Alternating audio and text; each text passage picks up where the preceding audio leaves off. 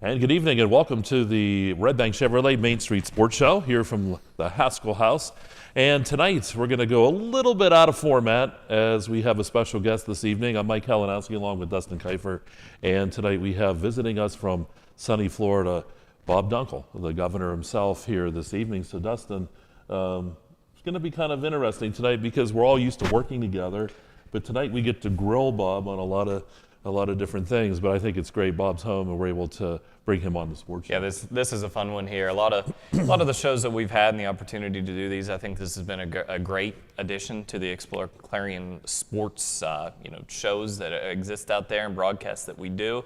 This one, looking forward to this one a lot because an opportunity to bring him back and welcome him back. Haven't had him on anything exploreClarion-wise since I guess September or so, and so it's good to have him back. Well, he heard I was like hanging out in his house, so he decided, I better get back here and see what's going on and make sure that he's going. But Bob, welcome back. It's good to be back. I wish it was a little warmer. I'm telling you, I'm freezing up here. You had 2 coats on and a tassel cap and gloves when you walked in. It's 50 degrees, Bob. 50. Yeah, but it would be 82, 85, 87. Right. Right now it might be 85 because the sun's starting to go down. But yeah, so I do miss that a little bit. But no, it's good to see you guys. And of course, I have been seeing a lot of you guys. The success that the Redbank Valley's had, of course, kept you guys in action a long time, both in basketball and football. So that was a lot of fun. Yeah, I don't know if folks realize, too, if you read the story that was on exploreClarion, great story done on Bob, but he said, he still remained part of our broadcast this year. That's because whenever we were on the air, Bob was constantly texting us going, you said that wrong. Yeah, it was Here's mostly, the score. most of the time, very rude comments, critical of us, yeah. But we still appreciated it either way. But Bob, maybe how about let's get folks up to speed. You left us here back in September and went down to Florida. And if they haven't had a chance to maybe see the article that's on Explore, because it may spur them to go back, what have you been up to since you've been in Florida? Well, the first probably 60 days of just decompressing, enjoying the beach at least 2-3 times a week. A lot of walking, which is rather good. I do that 7 days a week. But then mentally, I just kind of felt like I ought to be doing something. I sort of felt guilty actually because a lot of times with my former job, I'd work 50, 60 hours a week, and then on top of doing the Explore thing. So I thought, well, I got to do something. Literally one Sunday night, I see an ad that they're looking for Charlotte County. What they do is they have the sports park where the Tampa Rays train, which I knew that. And at one point, there used to be a minor league team there, the Crabs, the Charlotte Crabs, and they're no longer there because of some realignment within the minor league system in Major League Baseball. So I saw the opportunity for a part-time security position. I thought, well, what the heck, I'll apply. Sunday at about 11:30, sent everything through, had a call at 8:30 the next morning and did a soft phone interview and was told that, hey, you passed the first step, everything looks good, we're going to do a check, we're actually going to interview you. Is tomorrow fine? Sure. So went through the interview process and they did a background check, and fortunately, even though I'm associated with you guys, I still got the position. So. Well, and that I'm happy nothing popped up. So, no, but so you're working the games and stuff like that too. And we were talking before we went on the air. You've had a chance to see fans from all different teams and things like that. Anything wild or crazy happen while you've been doing that? Not so much wild and crazy, but a lot of unique experiences. So one of the things that I would have to do, I'd be rotated different positions. One of them, the gates, just like you see, going into any stadium. I was the guy they called the bagger, got to sort through the bags. And some of the things you see in there, well, they belong in that bag for a reason. But also, I'm amazed constantly in this day and age, people still think it's okay to carry a large knife. It's okay to carry sharp objects into places like that. Fortunately, I never came across a gun or anything like that, but we had procedures in place, had we. But some of the things you see, it's kind of neat, but the conversations what they've done, what Charlotte County has done is our name has our first name tag, had the first name as well as our hometown. So that was done to kickstart a lot of conversations because as the lines are long, people all of a sudden, hey, I know where New Bethlehem's at, or where is that at? I don't know, I've never heard of that. Mm-hmm. And actually what I would do for a lot of people, because there seems to be a high population of people from Buffalo, New York, in that general area for whatever reason, attending games, and I'd say, I'm not that far away from where Jim Kelly played football at. Oh, He's from East Brady. Yeah. That's, so that was all kind of neat. But some of the experiences, and I guess we'll get into later in the show that I've had, were also a blast. Gov, I got to ask you here. So if for fans that have maybe attended a Pirates game locally here during the regular season, but have never gone to spring training before, it's a completely different atmosphere, isn't it? The family side of it is so much different. It's great. It is geared towards the family. They want everybody to have a good time. It's really family oriented. Going into my experiences, so we had the Rays have 4 fields in the back they refer to as a cloverleaf, and in my particular situation, they had all levels of their minor league training at the same time. So you had 180 minor league prospects, which to see that level of talent and to see what they do in practice, many of the drills are the same thing that you would do as a little league coach, and people don't understand. These guys are still working. It's the same thing. It's the same repetition.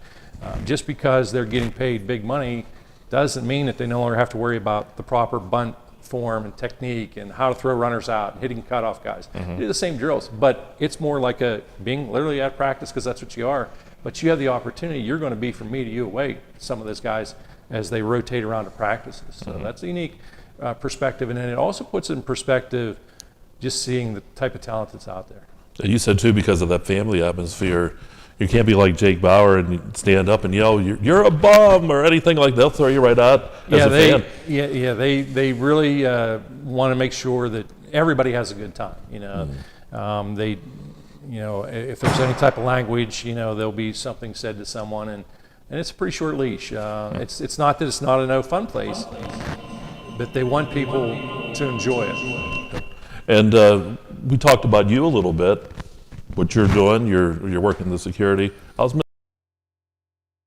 Well, she had resided prior to her moving back and eventually marrying me and us living up here for 20 plus years. She had lived for 20 plus years in the Fort Lauderdale area, so very familiar with the temperature and all that good stuff. And so for her, in a sense, it's like going back home. And for her, she's also closer. She has 2 sisters and a brother who live in Fort Lauderdale, approximately 2.5 hours away. So it's been a good situation for her. She gets to see them a little more frequently, and we have a cat. We're down to just 1 cat named Gray, and Gray keeps her very busy as well. Yeah, I was going to say, because she didn't join you on this trip. I think she knew what the weather was going to be like. And well, believe it or not, it's not the weather. You know what was more important? Gray, because he didn't have confidence in anyone to watch and take care of him, so she was going to stay there, just like she actually would be returning in a couple of months, and I got to stay and take care of Gray, because again, she looks at him as he is priority 1.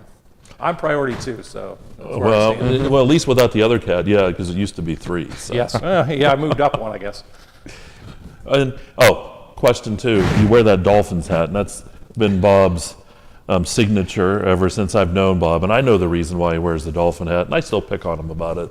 But Bob, down in Florida, of course, that would be a little more kosher down there. If you had to explain to, I know you have to change your hat for your other stuff. Oh, they don't let you wear that? Absolutely not. Oh boy. I'm in a yellow Rays hat.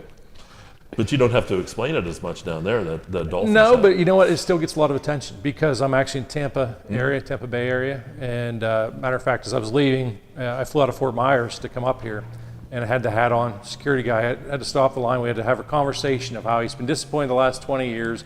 He cannot believe that they didn't re-sign the big defensive lineman Wilkins, and they lost. He couldn't think of the guy's name. It was meaning Andrew Van Ginkel, a linebacker.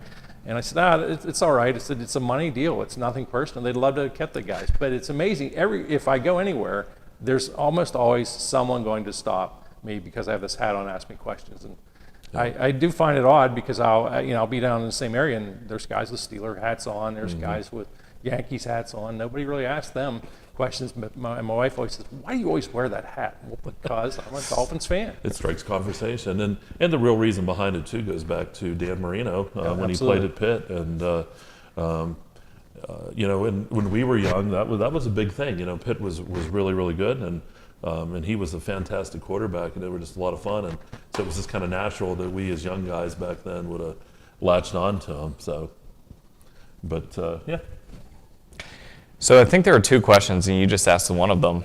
2 questions that I think, as we transition more to the governor broadcaster-wise, and all the way back to when sports really started for you. But get it out of the way right now. Number one was going to be, why the Dolphins hat? Because when people see you, I mean, I think back to my high school days, and I wasn't a basketball player, football player, but I loved high school sports, and when you guys showed up to a game, it was a big deal. In your Dolphins hat, still at that time. So Dolphins hat back in the day, Dolphins hat still, you've answered that one already. So the $1 million question that everybody has to know, and I don't know that a lot of people do know it, they just know you as the governor.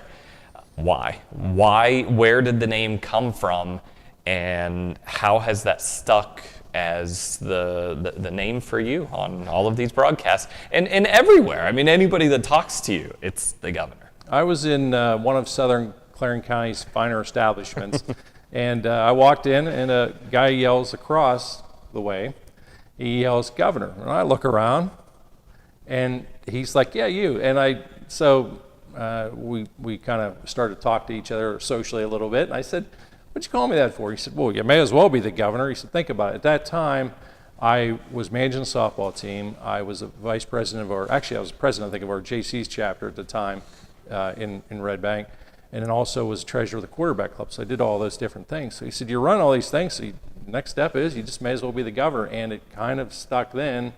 Every time I go into that same establishment, he would yell, "Governor," and it kind of caught fire. And then it sort of grew a little bit too in the broadcast end, because at the time Pat Cale was doing basketball with me. And we had an engineer, his name was JR, and he would different times say phrase like governor and all this, and that's where Pat actually thought it had come from in the beginning. But it kind of just all snowballed from there, because Pat once in a while would say it on the air, and then it just took off, and it worked out better. Although doing games to you, I can remember one or two games we'd be over at Union, and they'd chant Dustin Kifer, and I was other guy. So Well, It didn't happen often. But it always was kind of funny too, because we would go places and we would sit down and they would say, "Wait a minute, which one of you is the governor?" Yep. And I'd always point, and they're like, "Okay," because they always wanted to discern, between the two. You were always the more popular, I will tell you that. So. not really. Your voice, it doesn't matter. We used to joke, and it didn't matter whether it was Dustin or myself or Pat Cale working with you. We could sound like $1 million, know exactly what we're talking about. We were never as good as you, because your voice is so much better. Yeah, nothing matters. Oh, I don't know. The words we say never matter. There's a reason why you're in the Hall of Fame and we're in the outside waiting. I don't know about that, because that wouldn't have existed without you guys, I'll tell you that. But Lexus, I think, learned a lot this year too, because a few games I'd look over and she'd have that quizzical look like you used to give me when I would say something completely not even true. And I'd look at her and she'd be like, we took a break. She goes, "That's what Bob was talking about, I think." So there was a couple of key phrases I gave her, that we won't get into, but I told her, "Hey, listen for these phrases." Yeah, the definitely so is number one. That tells you I haven't paid attention to anything you said. Which is the whole broadcast, by the way, but that's beside the point. But you can tell too, I think, in people just with us talking about how much fun that we've had. And I know in the fall without you there, you were there for the first game or two there, and of course we had the real tough one with Mason Martin when he went down the night that you were honored, actually, and that had to be we talked afterwards. What a tough way to end your broadcast career, but looking at it overall though, just a fun time. That's one thing that we can always say, that we never showed up and didn't enjoy ourselves. No, and I tell people this all the time, we had so much fun going to the games, coming back from the games themselves. There's 1,000,001 stories, and I've been asked a lot of times, well, what's your favorite experience? What was your favorite game? I can't answer that, because I can't name one. I can't name in order. I could name probably 50 games, and there are certain things that stand out, certain players, certain scenarios, situations, and sometimes it wasn't even the game itself. It was after the game, while we were still at the venue, something happened, some precursor, something happened, and it left an impact on me. And and I think back of some of the experiences, because a lot of people, the younger listeners, don't really realize that we used to not have a district championship in football. When I was in school, when you were in school, that started the year after I graduated. And then it didn't continue to states for another year or two after that. But a lot of people don't realize that we got, so as a result, I got to experience all of that for the first time. Everybody, winning a district championship. Most of the schools around here, I got to be the guy, not every school, but most of the schools, I got to be the guy who called their first championship. So that was, or was involved in calling it, and that was a unique experience. But just so many ones, I couldn't pick one out. All right, we're going to take a quick break here. We do need to get to a commercial before Chase gets too upset back there. And we're going to come back. We have more with the governor, Bob Dunkle, coming up here, and we'll take a break. It is the Redbank Chevrolet Main Street Sports Show, here live from the Haskell House, and it's live on exploreClarion.com. Welcome to 12 Series, a veteran-owned and operated company. Want to stand out amongst the crowd? This is the brand for you. They have apparel that ranges from cardio tanks and hoodies to sweat noggin covers. The apparel isn't just designed for the gym, it's designed for everyday life. Whether at work, the range, or at a family outing, 12 Series will turn heads. Find and like 12 Series on Facebook and Instagram. Clarion Forest VNA believes the emotional and physical well-being of a patient is enhanced by the patient receiving care in the familiar surroundings of home. Their staff of caring professionals work closely with physicians to administer quality care to meet the needs of each individual. As a pioneer in home health care in Clarion and Forest County, Clarion Forest VNA continue to grow to meet the community's need for in-home care, offering many different services and programs to meet the patient's need. Clarion Forest VNA, located at 271 Perkins Road in Clarion. Call us toll-free at 1-800-262-2118.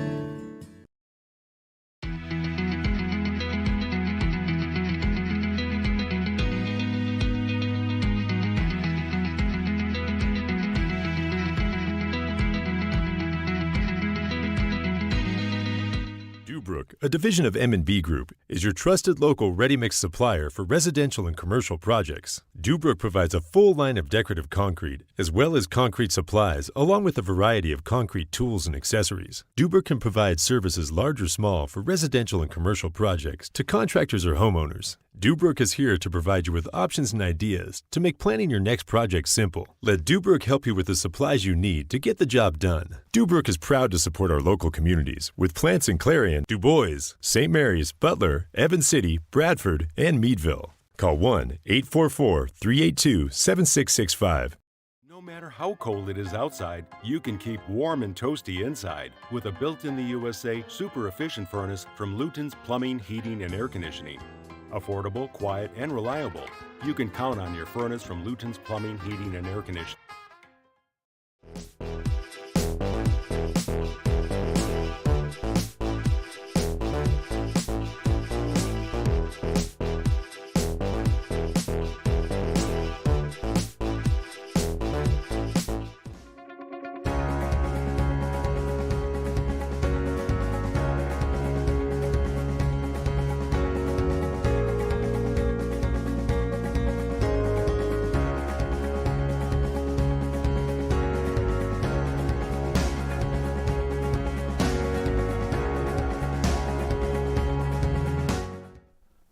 And welcome back to the Haskell House here in Clarion. It is the Redbank Chevrolet Main Street Sports Show.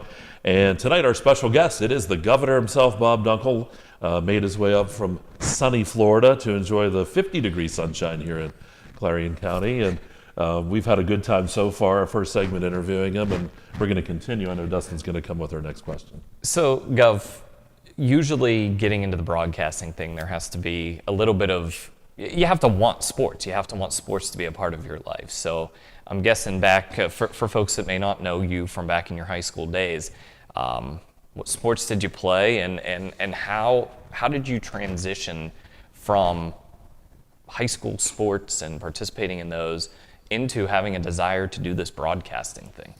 Well, I always like to talk a lot to begin with, but so I played football. I was a center and linebacker, and was on some pretty good Redbank teams. Spring of my junior year, I broke my neck in an automobile accident. That ended everything as far as playing athletics and competitively, anyways.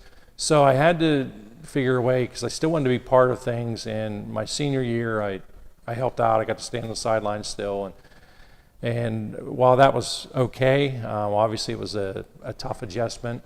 And I kind of got to think, I used to listen to Lanning for Terry all the time, Pirates baseball. I thought, boy, that'd be something neat to do. And got to like a lot of the announcers, and I thought, well, I'm going to try and do that. And Clarion University happened to have a great program. great communications program, and I could get on the air real quick. And I knew at the time the guy who was news director at CUC at the time, and he's like, "Oh yeah, you can get on the air news." And I thought, well, that's okay, but I really want to do sports. And I became right away, got my foot in the door. And at the time, a gentleman by the name of Eric Ritchie was the sports director, and found out about my football past, and right away threw me in. And I made a connection with a guy named Don Sloan. Don got me involved, and we instantly started broadcasting high school football. And we actually had the area's first talk show, and this would have been back in fall of '88 or '89. We went on the air with a talk show Monday nights, and we'd bring a coach in, which again, there was no, and again, keeping in mind, there was no EYT back then, there was no D9 and 10 Sports, there was no any other media out there to speak of. So we would actually have to recap games on Mondays. And because a lot of people just didn't know, they heard the score, but they didn't realize that, player X scored 3 touchdowns, ran for 282 yards, because there were no stats, nobody kept them. And it kind of grew from there. And then once I graduated the program, I didn't really want to leave the area. I thought at first while I was going through that I wanted to leave the area, I wanted to stay, and then had another opportunity at the time at C93. And all along the way, there were a couple other guys that I got involved. I met that joker over there, and especially in a math class we had together. Ooh, that was bad. But that's a whole other story. He saved my butt, that's all I'm going to say. For a great broadcast of another date. But and got involved. Pat Kale was there, and a couple other guys, and we took off again at C93, and we grew, and eventually, of course, made the rounds here back in 2015. After, of course, along the way, a guy by the name of Dustin Kifer shows up in 2007, and was certainly a very positive addition. And it's all kind of been great because we work very well with each other. We know what one another's going to say. If the one guy's having an off night, it's easy to cover for him, and we can recognize that. So one of the things, and you referenced back to 2007. So when I look back to my high school years, and I loved sports, I didn't really play. I golfed, and you guys didn't cover any of those, which I thought was strange. But that's okay. I didn't hold it against you. There's a reason why we didn't cover golf. Yeah, we were not golfers. I thought you'd do a really good job of talking quietly on there, and let's send it over to 18. But you guys would have done a great job with that one too. I know it. But I loved high school sports, and so attending a lot of high school games, even as a high school kid. You knew it was a big time game when in football season, Pat, Kale, and the governor showed up. And in basketball season, when you two guys showed up, it was a big deal. And when I went away to Grove City College, came back into the area, got a teaching job here, it was a blessing for me to get the opportunity. And I look back, and I think you and I were just talking about this a couple of weeks ago, about how you look back 17 years now, and to get that call and say, can you fill in for this particular game? And at the end of the day, I'm running around all over Western Pennsylvania with you guys in the next, a decade plus here in this time. But I got to ask you a question, because one of the first things you said to me, courtside at Clarion Area High School for Northern Potter and Clarion Area in an opening round district playoff game. That was our first game together, my first game on C93, who we worked with at the time. You said, here's how we do this. And you weren't a jerk about it. It was just we're not going to be critical of players. We're not going to be critical of coaches. We're not going to be critical of officials. We have our ways of letting people know that maybe that call may not have been the best call, but we're not going to sit here and completely rip apart a coach, a player, or an official. So did that come from somewhere in particular for you? Because it's something I've lived by on the broadcasting side as well, and really, I learned that from you guys, listening to you and working with you, and it's the same thing that I live by on a game that, so at what point in your broadcasting career did you settle into that philosophy of broadcasting? And so early on at Clarion University, there was a group of us, again, hands-on, and their approach at that time was, look, now it's time to make your mistakes. Do it at this level, and you're only going to continue to get better. And I tweaked things a little bit, and again, one of the other things, what I learned in being friends with a number of the coaches, and also having been a former player, no one goes out there and intentionally does a bad job. Mm-hmm. No coach comes and says, look, I'm going to have a terrible game plan for this. I'm just going to blow this. No one does that. Look, they're at least trying. They're taking the initiative. My role isn't to be critical. I'm to talk about what happens on the court, and I always wanted my partners to be the same way. We gain nothing by making anybody look bad, and hats off to everybody willing to, officiate any type of athletic event. Hats off to people willing to coach, because the way society has changed over the years, it's tough on all those guys. Anybody associated with athletics, and whether it's the player in the stands, people ride these athletes, and you got to remember, they're 15 or 16 or 17-year-old kids. They're not making $1.8 million, and they have a lot of other things going on in their home life. They may have a major calculus test coming up that they're bothered by. They may have had a situation with their girlfriend. There may be home life issues. None of us know any of that. So I figured this is always was kind of a getaway. And not that I wanted to paint this perfect rosy picture, but again, just like you're saying, there are ways that you can say, I'm not so sure about that, and that's okay. Yeah, I'm sure you could think back and think that coach's decision lost that game for that team, or that player's mistake lost that game for that team. But there's no reason to ever why pile on in those situations. No, and again, it still comes back to most people are going to go out and try to do the very best job they possibly can. I don't know of anybody who says, look, I want to look bad in front of everybody, especially now in this day and age of video. No one says, well, I'm going to surrender 3 touchdown passes tonight. You want to be the guy throwing them or catching them, but you don't want to be the guy surrendering. But no one does that. So it's not, I always felt it was never our role. And I talked to a number of different officials over the years, and they used to comment on that. And one official, Keith Miller, made a statement to me, and I'll remember it exactly. Keith looked at me and he said, I've never, of all the games I've officiated, I've never done a perfect game. I kind of grinned at him. He said, but you've never announced a perfect game either.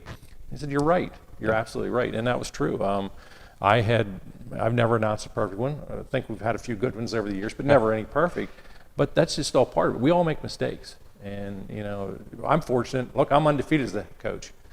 I've never lost, never won one. I've never lost one.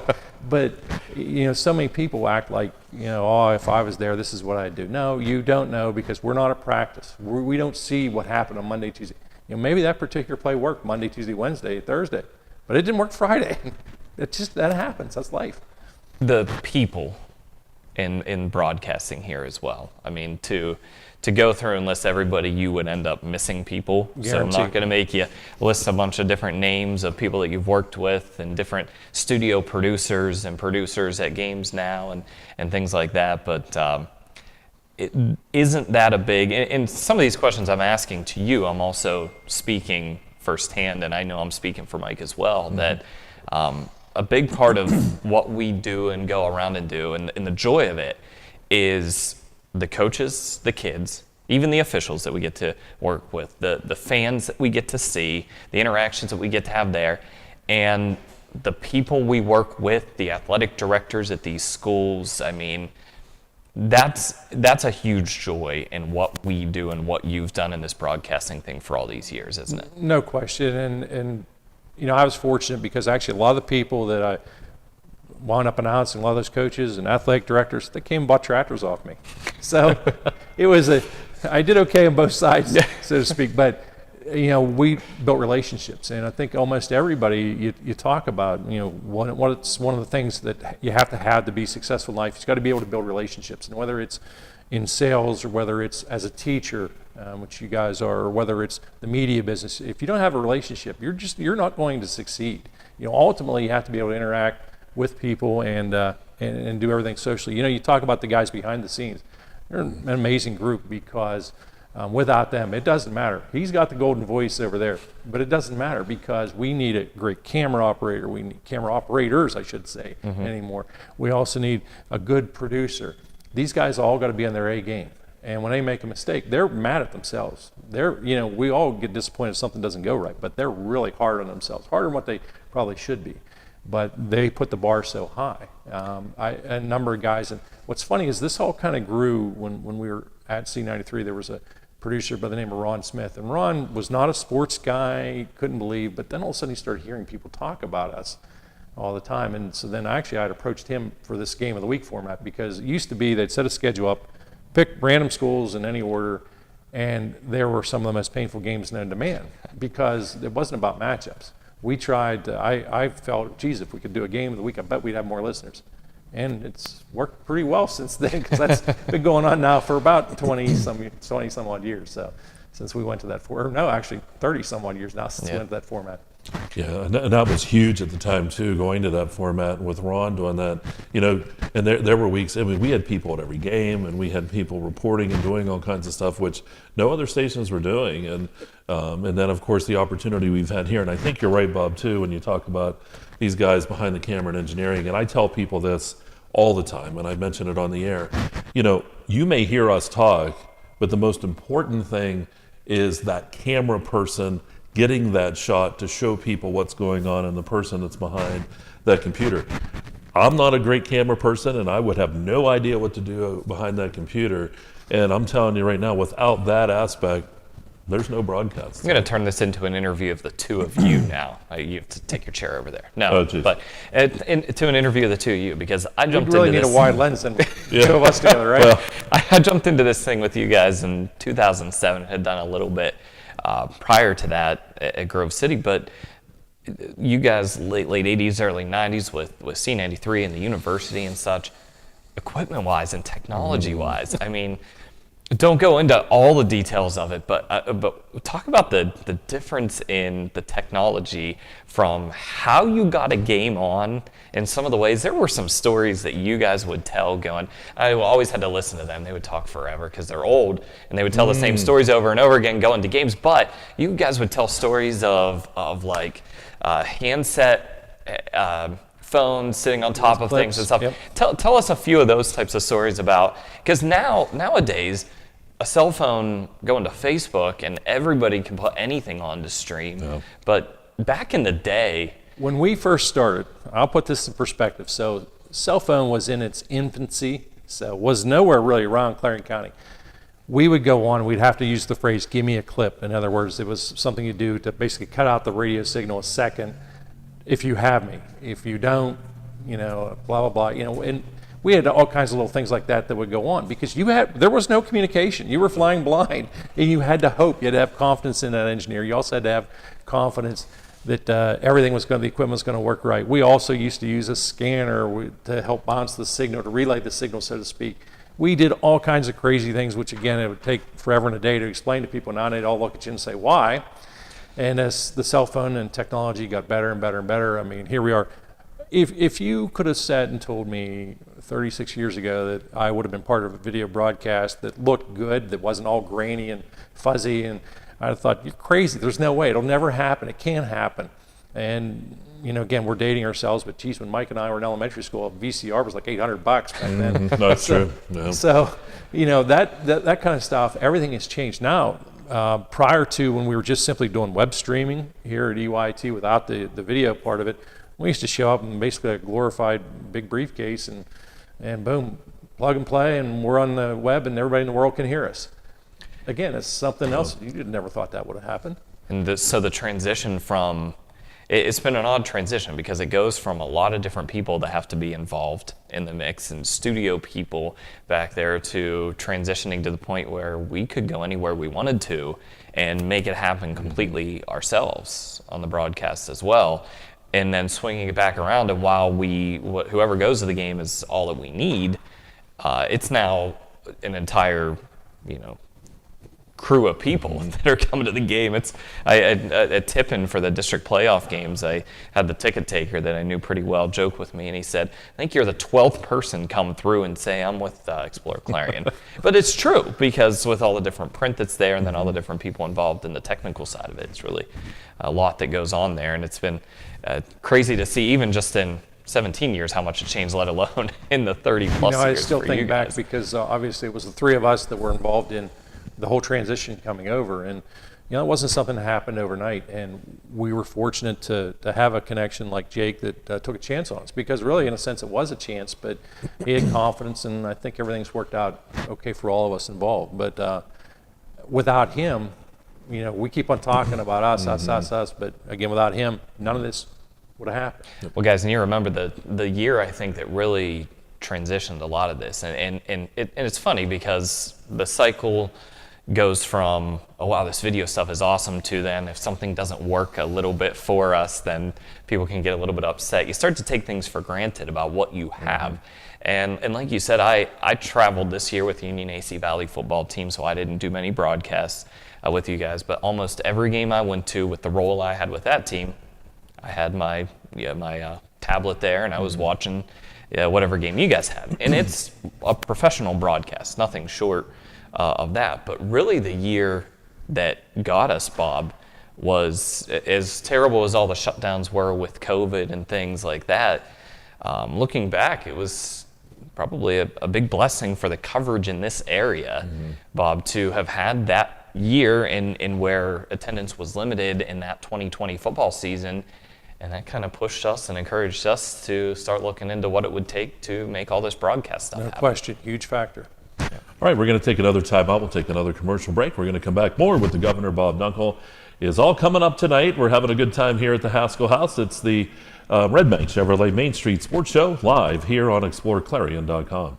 You can afford a gorgeous, custom-designed hardwood Kale's kitchen for a lot less than you'd pay at a DIY store. Go to FactoryDirectKitchens.net. At Kale's, there are never middleman markups or hidden charges that can add 40%. Go to FactoryDirectKitchens.net. That's FactoryDirectKitchens.net.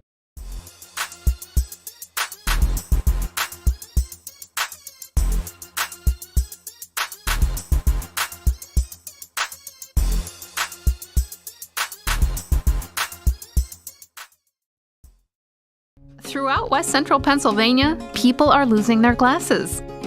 Well, they haven't really lost them. They just don't need them anymore. Thanks to the amazing LASIK surgeons at Laurel Eye Clinic. Call Laurel Eye Clinic and schedule your free consultation.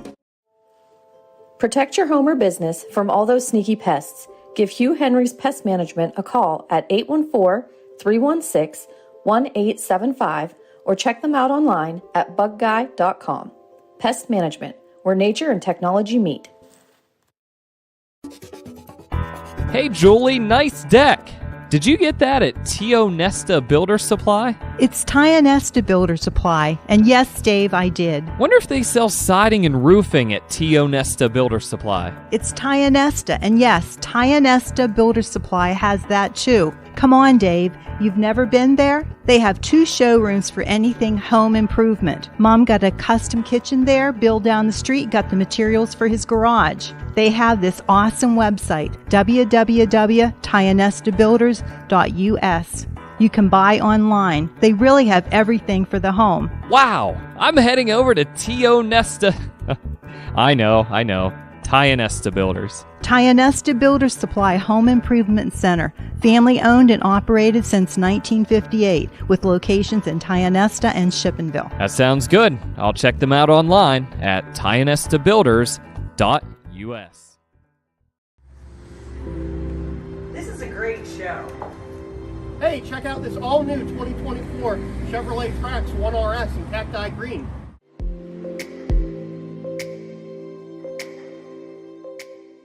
Let's talk about some of those safety features. We have blind spot monitoring system, we have forward collision system with alert and brake, and we have lane departure warning as well. How about the gas mileage? 30 miles per gallon average. Yeah, it's great.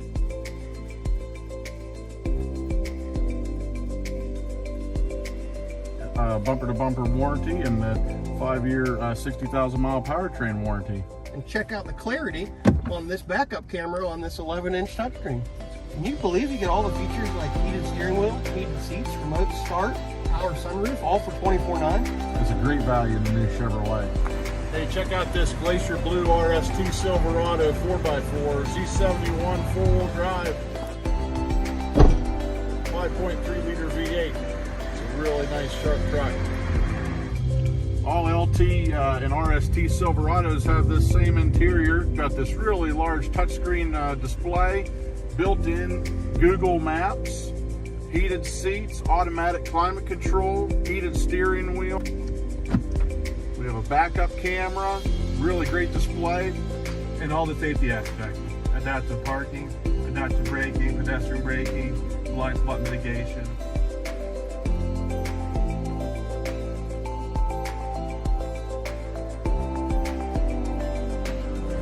Follow us to Redbank Chevrolet.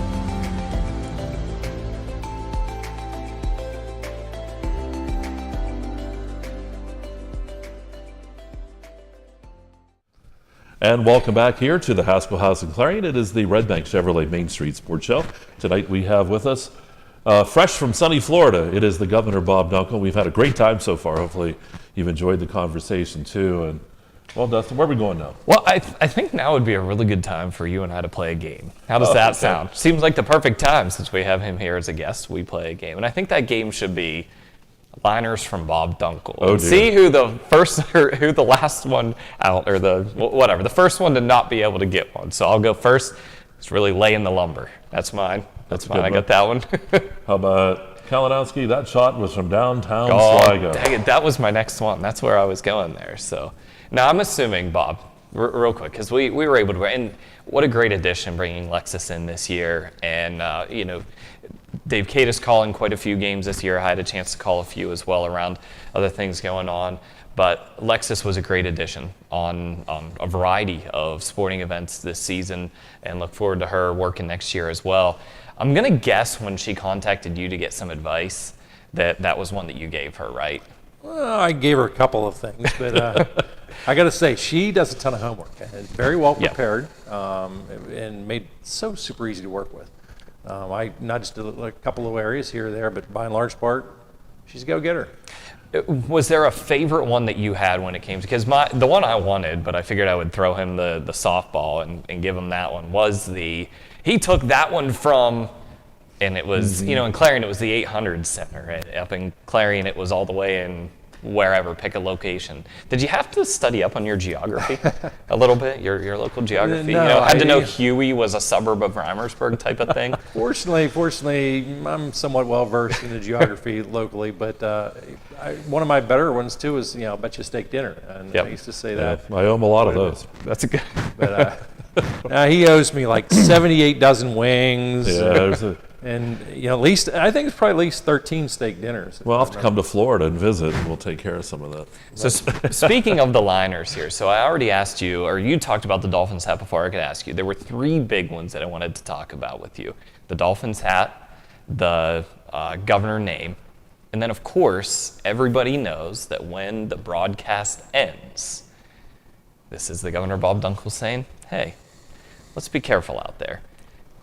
Tell us about that. I mean, I finally figured out where that came from about 5 or 6 years ago after doing over a decade's worth of games with you. Where'd that come from? For those of you that don't, that was Hill Street Blues, and that was what they would say as roll call ended, which is at the beginning of the show. So I love that show.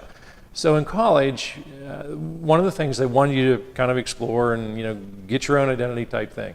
And different guys would have different sayings, tags that I always that's kind of corny, or they'd try and be like some professional announcer. And I had worked with a gentleman who used to say, his name was Craig Smith, and he used to say, I'll see you in church Sunday. And that was a pretty good line. It worked very well for him. When Craig departed, and then Pat and I were together, I went ahead and it was, Pat always left me go ahead and close, so I thought, this is what I'm going to say, and I stayed with it all those years. And you can't believe the amount of people, my real job, which was selling John Deere equipment, I worked there were 4 different companies that owned the location where I was at over the years. But in all that time frame, 29 and a half years, I'd have guys come in and say, hey, let's be careful out there. Or some of them, because again, it was radio, they had no idea what I looked like, and they would listen to me, and they'd look at me kind of funny, and then they'd say, or I'd hand my business card or introduce myself, and they'd go, you're that guy, or you're the guy who does football, you're the guy who does basketball. That was our son that did this, or that was our daughter that did this. That was always a unique and good feeling. But and I wanted to stay with that phrase because it was working all this year. And Bob even had the pause too, because he would always, they would finish up their meeting with the police officers, and then there would be a pause, and they would always wait, and that's when he would go. And he had that down perfectly too. And we'd have a lot of fun with that, because sometimes I would have a really long pause, and at some points our engineer, whoever it was, would sit and think, did you forget, or let's get out of here. I think I was working a game with you back in the Marty days, whenever we could hear what was being sent across on the radio. I think I was working a game with you where you did an obnoxious pause, and it cut on us before you could actually say it.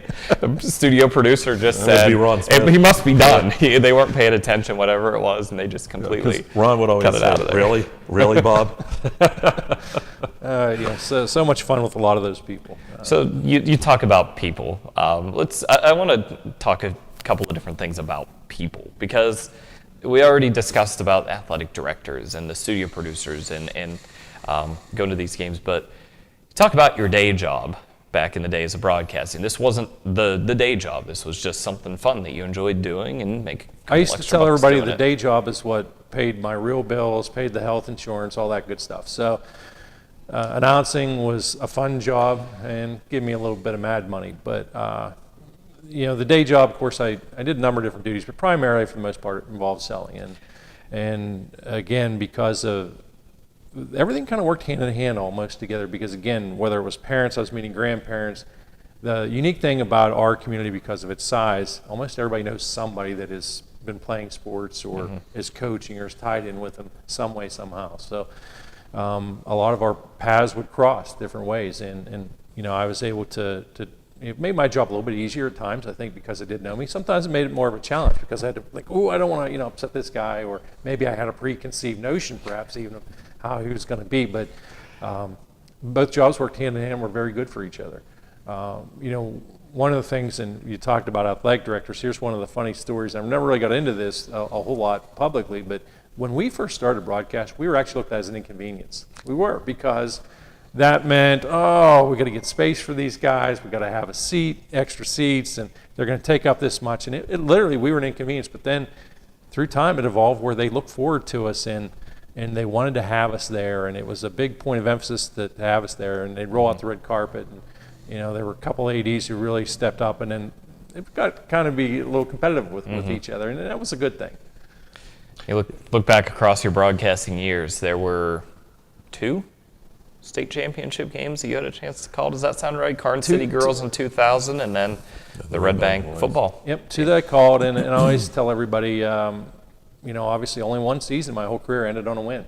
Every other season ends in a loss, which is a terrible way to go. But that 2000 group, that was a unique experience, and just what we had during the course of the experiences we had during the course of the regular season, because that was a team blessed with talent. We didn't know it at the time. We knew they had good coaches, but they turned out to be really great coaches. Multiple coaches on that staff winning district titles on both girls and boys, and had kept that tradition going strong down there. And I don't think, I'm hard-pressed to think of a staff that probably went on to have that much success. If you think about those various assistants, Coach Andressi being on there, Coach Kirschbaumer on there, Coach Bellis being on there, those guys, they all went on to district championships, all very successful guys. And so, I think about that Redbank team, that's something unique. I'll be honest, for a long time, I had my doubts that you would ever see a football team from around here make it that far. I do know, obviously, Keystone, back in '89, went, again, case of phenomenal athletes and stuff, but I just never thought we would see it again. Well, of course, Redbank did make it. They came up short, but look, they were driving, they just ran out of time. And I think they represented the community very well. And sometimes when we would lose like that in the playoffs, I'd be frustrated. I say we, obviously we weren't playing, but as a broadcaster, the teams, whenever they'd lose, I'd be frustrated because I'd think, no, we were a better team, or we should have done this. That was one of those games, I didn't feel that bad coming home. I felt bad for them because they lost, but I didn't feel bad because they didn't lose because they were beat by a superior, way better team, or they did mental boneheaded things. They just lost, and that was it. And they represent the community very well, and I think that's something to be quite proud of. And I look, and I've had a blast calling all those playoff games. And there have been games sometimes where it just would be so frustrating because I felt that we had a better team and just came up short. But that certainly wasn't one of them. Those were 2 very unique experiences, and that'll be something that's going to stick with me forever. Speaking of district titles, state titles, success, things like that, advice to schools and to fans of schools in this area who are right now riding some success, because you've been a part of this and followed high school sports, at least football and basketball on the broadcasting side, for a lot of years now. You see the cycle and how the ups and downs happen in that. It's really easy to take for granted success as it's happening. I think back to, you look at Carn City Girls, and they had a longer, Union Girls that went 40 years before having a losing season in their program. There are cycles in public high school sports. What advice do you give to schools in the area that are riding some success right now to not take it for granted? Yeah, number one, just simply don't take it for granted. But number 2, have consistency with the coaches. You can't have a revolving door every 3 or 4 years and expect longevity as far as total wins. You have to build a program. Is it great to come in and instantly maybe contend for a district title? Absolutely. Normally it doesn't happen. Normally you have to build that program up. And I think that's one of the things that we have to have patience, but we're in a want it right now society. If, guys like Mike, they want overnight shipping every time they order everything, and you got to have it now, and I think that carries over. But you need patience. You have to build it. It's a building block. And again, athletic ability can only take you so far, but it takes a coach who's willing to put in the time. It takes the athletes willing to work hard at it, fundamentally, develop fundamentals first and foremost, because pure ability only gets you so far. You have to work hard at it, but just be patient, stick with it. But again, don't assume maybe just because you're a 2-time or 3-time, you've won 3 in a row. It also might not happen for a long time. I look to the north, one of the best examples, another team from District 9 that made it to the playoffs and had an outstanding run for a lot of years with Smethport. They've fallen on some hard times. And if you'd have told, again, me, the guy back in the early 90s, whenever they were on just winning a ton of games, that they would have had their struggles later on over the years, I'd have said, you're crazy. That program's here forever. I look at Redbank girls as a great example of this. I mean, what the 4 straight league titles and district titles that they've been winning over the last handful of years here, and what Chris Edmonds has done with that basketball team, and hopefully it continues on, and hopefully that trend continues through. But I think it's easy as fans to spoiled. You become spoiled, and you take them for granted, and you think, and those district titles, I mean, you've been around this a long time, not on the coaching side, not, you played back in the 80s, but you've been around this a long time. They don't happen easily. And no, and not that's something you want to take for granted. And sometimes you're 1 injury away, Yep. 2 injuries away from not even being able to qualify for the playoffs. And again, that's part of that too, is our law of numbers. It's just not like it used to be. And again, never take anything for granted, but there's so many variables, and a lot of those you can't control. You don't control the injuries. You don't control. Sometimes, maybe you get a flu bug going around your team, in basketball. These things happen. Sometimes it's about matchups. You may not match up particularly well, but boy, if I could just get by this game, then we'll be okay from here on out. These things happen. That's why they play the game. That's why, obviously, the better record you have, the better seed, better location. But ultimately, sometimes you still got to run that gauntlet. Sometimes your biggest challenge is within your district or at first. Yep. It really is. The first round, maybe in states, might be a breeze for you. And some of those issues too, and we've talked about this a lot, and I know we have, and you talked about the law of numbers. A lot of these schools too, and no area is growing really in northwestern Pennsylvania, and so you see less and less students at the schools. You see less and less kids participating in sports. You see more of the co-ops and things. The Clarion co-op's been very successful. Union AC Valley Co-op, they've done a great job. But those are just things I think that are going to be much more part of what we see, because it's going to get harder and harder for a lot of these local schools to field teams even. I know a lot of people would probably want to shoot me, but to be honest with you, I think you could have an 8-man football league and be so much more beneficial to people in a lot of District 9, for instance, because again, you only need 8 starters out in the field, and then taking those 3 off makes a big difference. I think there's something like 100+ teams doing it right now in PA to begin with, but do I think that's going to happen? Probably not, but I mean, it would be nice in one hand because there are a lot of schools that could be really ultra competitive. You could go back to a lot of individual schools. You could have your little 12 right back at it, couldn't you? You could do a lot of exciting things that way. And, Yep. But, again, that's probably a pipe dream at this. And one of the difficult things is sometimes people talk about the mergers and, I don't want to lose the identity. And it's not necessarily that you're losing identity. I mean, this is how the program, it has to have that in order to survive. There's just this law of numbers. You're only, again, 1 or 2 injuries away from maybe the whole season being canceled. And it does. It takes some buy-in to understand that a program can thrive in those opportunities when you're not trying to. They some get people, together. I think some people have a misconception that they're trying to build for a state championship. That's not it. A lot of times you're just trying to be competitive, and also part of the whole thing associated with sports is teaching lessons. Yeah. You guys are teachers, but I think through athletics, a lot of kids learn some serious lessons in life, and you don't always. The best person doesn't always get the job, just like the best team doesn't always win. Mm-hmm. But you learn these things, and that's a great place, great opportunity to learn them is on the athletic fields or basketball courts. You were just talking about lessons too, We haven't had a chance to maybe go back, and you're at a point now where you've retired and you're enjoying all of that. But as you look back on your career and look back on your days as a player at Redbank Valley, and then your transition through at Clarion, and then your jobs and things like that, what have been the biggest influences on your life? Either people or lessons and things like that, but who stands out as people that really helped you to get to where you are today?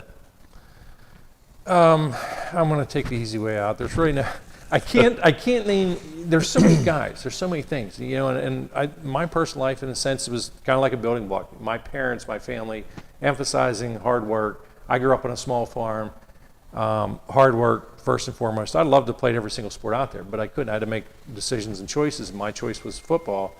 It turned out pretty well, you know, so who was a big factor? One of my junior high coaches was Ben Kundik, who was also varsity wrestling coach. He was a huge factor, but the other coaches involved with the program, they emphasized about lifting weights and conditioning and a neck machine. Dave Moore was instrumental in getting a neck machine, which I used a lot. Guess what? That was a huge factor. As I broke my neck, the doctors knew that I had to, they said, either play football or you wrestle. No one has those muscle between the vertebrae like that. That saved me. Otherwise, my spinal cord would have been severed. A good surgeon also was a huge factor there, but these things, and then academically, a number of teachers I had. You see him in almost every Redbank game. Mike Masler, who was a science teacher, stressed fundamentally how to take notes properly. Sounds like pretty simple, right? And it is now at our age. Back then, you know, you should always put the date every day and what notes were covered, what we covered that day. That'll be easier in your notes. If I say refer back to last week, you'll be able to find it, things like that.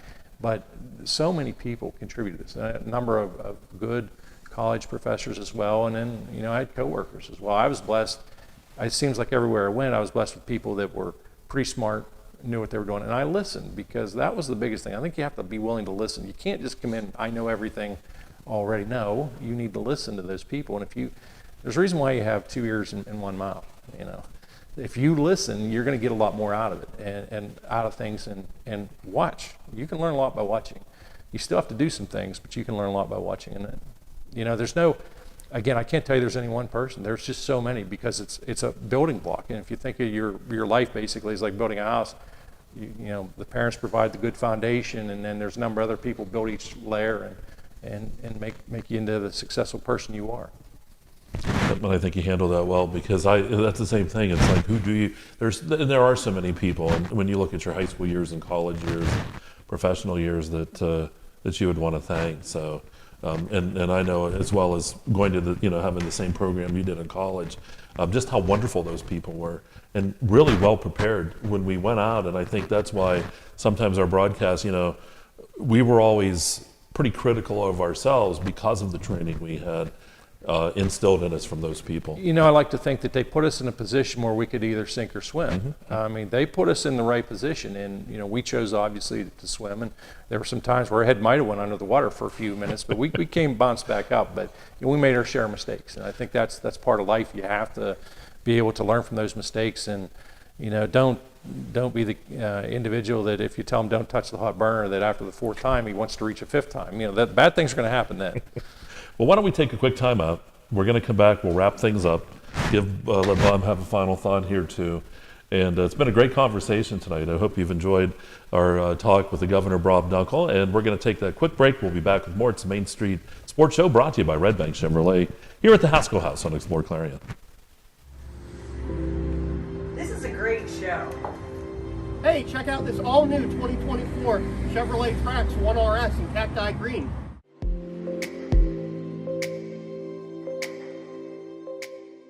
Let's talk about some of those safety features. We have blind spot monitoring system, we have forward collision system with alert and brake, and we have lane departure warning as well. How about the gas mileage? 30 mile per gallon average. Yeah, it's great.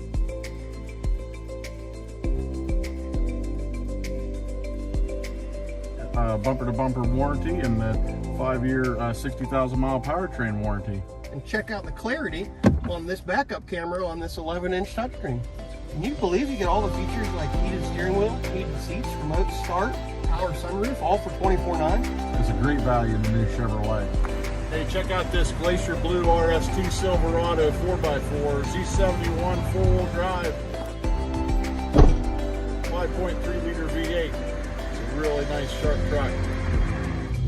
All LT and RST Silverados have this same interior. Got this really large touchscreen display, built-in Google Maps, heated seats, automatic climate control, heated steering wheel. We have a backup camera, really great display. And all the safety aspects. Adaptive parking, adaptive braking, pedestrian braking, blind spot mitigation.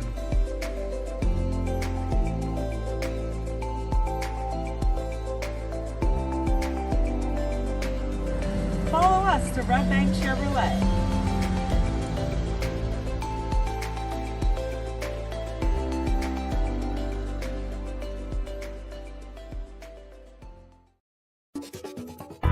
Hey, Julie, nice deck.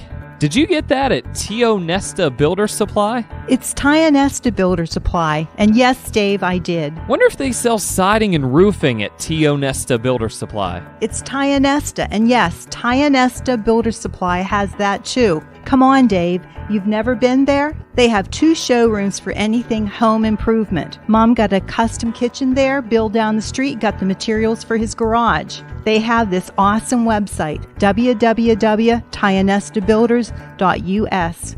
You can buy online. They really have everything for the home. Wow, I'm heading over to T.O. Nesta. I know. Tionesta Builders. Tionesta Builder Supply Home Improvement Center. Family owned and operated since 1958 with locations in Tionesta and Shippensville. That sounds good. I'll check them out online at tionestabuilders.us. And welcome back here to the Haskell House in Clarion. It is the Redbank Chevrolet Main Street Sports Show. Tonight we've had the Governor, Bob Dunkle, as our special guest. It's been a blast. I know we've all worked together for years, Dustin, myself, and Bob, and so it's been a lot of fun kind of grilling him a little bit, but also just reminiscing and looking back. I'm just excited to hear your thoughts. 162 wins for the Pirates this year, right? They won today. They're going to win them all. The power of positive thinking is such a wonderful tool. Not realistic, but it's wonderful. Will you come up for the World Series? Let's just say this. I'll bet you a steak dinner. I don't have to worry about making arrangements. I want to give you a chance to give final thoughts and final comments here tonight and just kind of wrap things up. And I'll lead into it with the following. I think I could ask you details about, I don't know, Redbank Aliquippa down at Plum High School that you and I did. And I could ask you about a play in the third quarter. You probably wouldn't have any idea what I'm talking about. But if I said to you, do you remember where we ate that night on the way home? Absolutely. You'd probably say, yeah, I do. And, you know, any other game that's like that, a football game at Geneva, and I'm sure you guys have these as well, a game down at Northern Bedford. And I bet you if I said, do you remember where we ate that night? Or do you remember where you were when Pitt beat West Virginia to knock them out of the national title game? Where were you on your way to? You would remember all of those things. You know, and I think the importance of that is the connections, and I'll speak from me and then let you talk, that this broadcasting thing, the games are great and all, but it's much more about before the game and after the game, getting there, getting home, being with the people that you're with. You know, again, I've been blessed. I can genuinely say that I've had nothing but great partners throughout all the years, and if I could handpick them, I'd pick the same guys all over again. It was a blast, and I'd still like to come back, maybe do a few here or there, because I got to be honest, I mean, I miss it so much. I watch you guys all the time, and I watch it obviously because I'm into the games, but I also watch it because it's you guys, and listening to you, and of course I can tell maybe if you're a little under the weather that night, or if Mike just got a text message and Lexus has to take over a little bit. And I know these things because, again, having been with you for all these years, or if someone's distracting you, or I can hear someone trying to tap and get your attention. Or you can tell Mike wasn't paying attention. But, usually. But no, I've been so lucky. I've been fortunate, because I tell everybody, look, I was just okay. These guys carried me over the years. I didn't really bring much. I knew how to get there and so forth. But no, I was truly blessed, because work for some great people, and especially I couldn't think of a better way to, as far as a place to say that was my last stop, full-time broadcasting anyways, being at EYT, fantastic atmosphere because he genuinely cares about the broadcast, but also cares about the community. And I think that's something to be proud of, to say you're part of. And I still say us as if I'm still the guy broadcasting. Yeah. Well, I think I've told both of you guys this at some point in time on a broadcast. I'll never forget your response to it. But having listened to you guys throughout my high school years and then getting a chance to work with both of you at different times and then go along with you guys to games, I idolized you guys when I was in high school. That was a big deal when you guys rolled in. Low standards, huh? And then that's exactly what he said. I vividly remember I was sitting at Clarion, the first game I did with you, I said to you, this is really exciting for me. And he said, you got to set your goals much higher, much higher than that. And I'll never forget that, because now looking back, I think, oh yeah, he's right. I should set my goals higher than that. But it was a neat experience on my end, because you guys came up through all of this together. And for me, you guys were solidified in all of this, and to bring in an experienced dude along the way and bring him along, it's been a blast from my end as well. Well, I wanted to, when you say we and us as part of the broadcast, you're always there. Yep. It's never going to change. So just always know that you are part of that broadcast we're doing. Only if you guys sound great. That's smart. When though. That is smart. Looks and sounds bad, you're out. You're always part of it, and that's something I don't want you to forget. Again, I'm just so fortunate and thankful, and I'll be listening. I mean, there's no question about that. Oh, we know. We'll get those texts. Mike? No.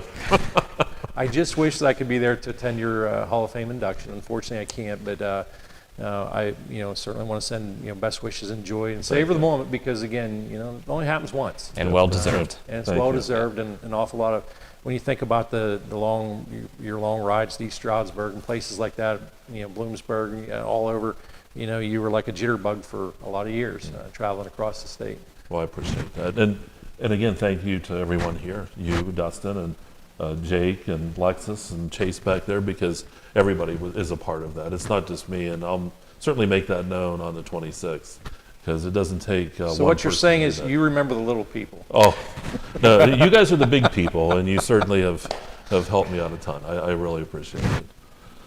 So I think that's going to wrap things up for us tonight. Bob, we want to thank you for being here. I know you're up for a short time, and you'll be heading back to the warmth of Florida. I'm sure you're looking forward to that. I am, and the sad part about going back, however, is my wallet will be lighter, because I'm here to take care of that ugly tax business thing. Oh, my goodness.